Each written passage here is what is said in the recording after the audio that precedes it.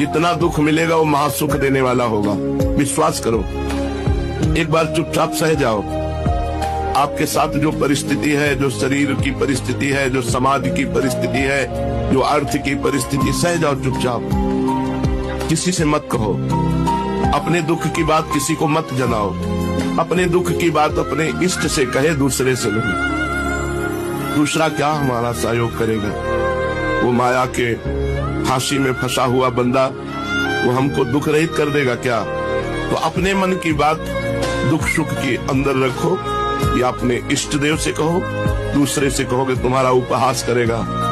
सहयोग को कोई कर नहीं सकता, सहयोग भगवान करते हैं। यहाँ दुख मिले तो सुख मान के सह जाओ, क्योंकि वास्तविक दुख भोगने से जब पाप का नाश हो जाएगा और जहां हमारे पुण्य आए और सुख आया तो निहाल हो जाओ।